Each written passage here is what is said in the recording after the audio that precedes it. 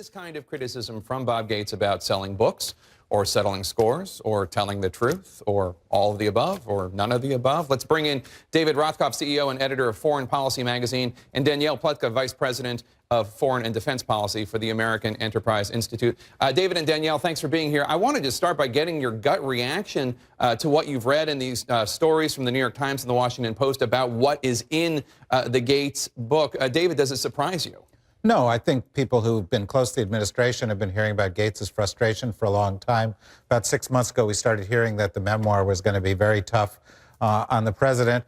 And, you know, I think all we have to do is remember back to the beginning of the Obama administration when he was appointed and Hillary was appointed and people were hailing the president for having a team of rivals. Sure. That meant discordant voices. It meant a variety of opinions. And I think what you're seeing here is there really were a variety of opinions in the middle of the Obama White House. I guess what's extraordinary is that they would be voiced so strongly at this point in the Obama presidency when... It's really unusual. I think it speaks to the degree of frustration that Gates felt. I think it speaks to particularly to his frustration with the way he and the military commanders were treated by people within the administration. And of course, look at the Middle East right now. We are rushing to the exit in Afghanistan.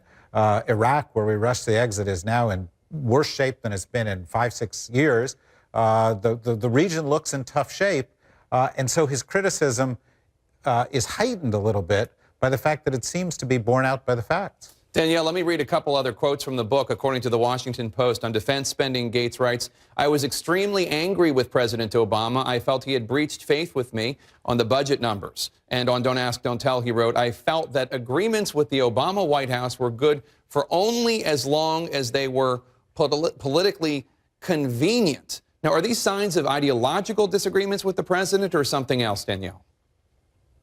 No, I think it's exactly what David characterized it as, something that's familiar to most of us in Washington, which is that the White House basically is uninterested in the counsel of the president's own cabinet. And so you had frustrations from people like Gates, from people like Hillary Clinton, and frankly, from every other cabinet official who ever had an opinion on anything, because they had no input at the White House and decisions were made not just without them, because I don't think that they were made so much without them as without any respect for their input, particularly on questions, as Gates reports, of timing.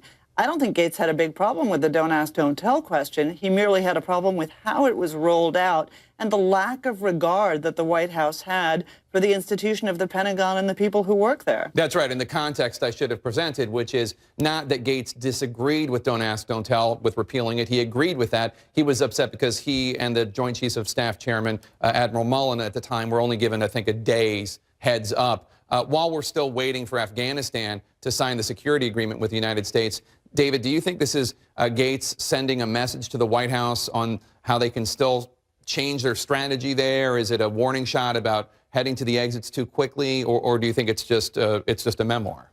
No, I think it's just a memoir. I think he was going to, you know, he would have written this 6 months ago. He'd write it 6 years from now. I think it is particularly trenchant, though, given that we've got this agreement pending. You've got this struggle between the White House and Karzai right now. And one thing that it does, which is troubling, is it casts the president's light to double down in Afghanistan in a particularly cynical way.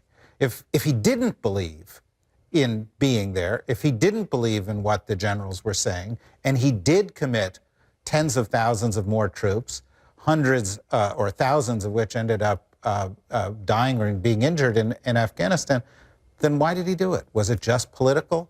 And if it was just political, is that sufficient reason to put those lives at risk? David and Danielle, I want to read one more quote. This is from Hillary Clinton. Get your reaction. Hillary told the president that her opposition to the 2007 surge in Iraq had been political because she was facing him in the Iowa primary. The president conceded vaguely that opposition to the Iraq surge had been political. To hear the two of them making these admissions and in front of me was as surprising as it was dismaying. Danielle, your reaction to that? Obviously, I should say, we have reached out to the White House. We have reached out to Hillary Clinton's people, and we have not yet gotten a response. When we do, we will obviously put that out there for everyone. But Danielle, your response to that story from the Secretary? Again, I think that anyone you talk to in Washington who's going to be frank with you is going to say, yeah, that's right. These are things that have been well known for a long time. A lot of the opposition to the surge in Iraq was political at the time. Everything was in the context of an election.